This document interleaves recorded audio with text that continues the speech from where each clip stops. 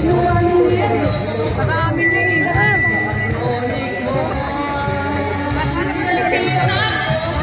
Hide yung tanong. Hide. Napaka-hide ng tanong. Ewan ko kung ano naging sagot. Di ba kinalagan na sa BBM ito na election? Sa mainstream po na. Ewan ko kung hindi mo na ito. Wala naman kailan. Bawal ang pinichip. Sinado! I want picture.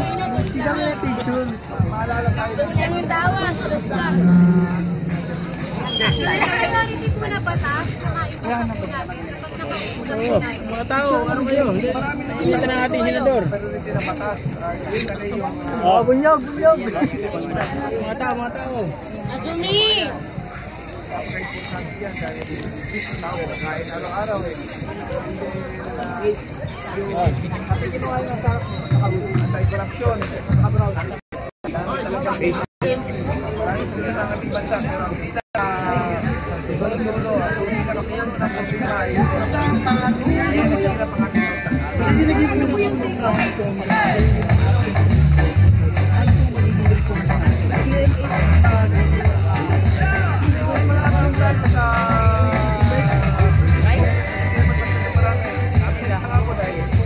Pabibiro mo cellphone.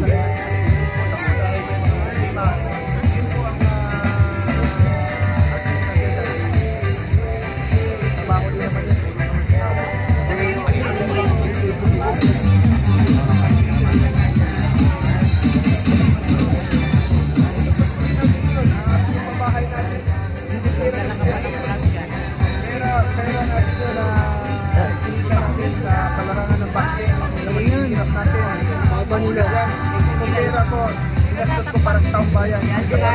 Makita ko yung mga nandyan sa gobyerno na marami nandyan sa gobyerno na nagnanakaw sa pera ng bayan. Hindi ko makasigap yan. Kaya dito ang mali pagkabarat na tayo. Ilan kayo? Nasa kulbuyang po. Ilan na po na. Hindi ko na po na bilang marami na po sa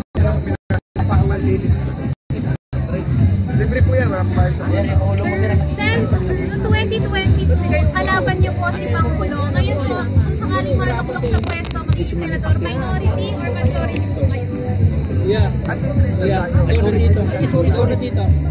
Suportado niyo po yung mga programa ni Pangulong Marcos kahit Una, support ako sa programa ng ating Pangulo. Wala namang masama sa programa ng Pangulo. Para naman ito sa kinabukasan at kaunlaran ng ating bansa.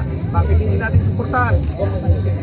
Ang problema lang talaga natin, nagagamit tayo ng mga ganit ng mga politiko, yung magnanakaw ng mga politiko dyan, ini-greenwash tayo para mag-away-away tayo. Sa totoo lang, lahat ng programa ng Pangulo, suportahan natin. At ito ay para sa kinabukasan natin. Pero ano po masasabi niyo sa usap niyo mga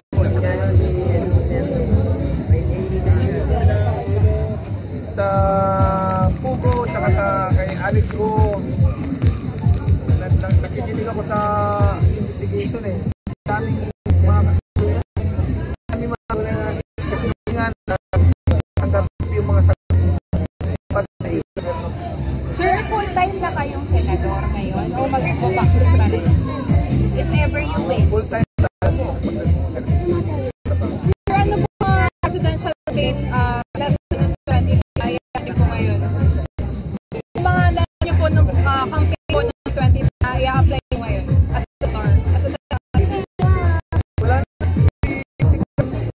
pagpagalut pa katawag ng anyo nababait po eh pag mga hindi mo nalaw pala dyan sa puno Pero lagi ko sila sa kanila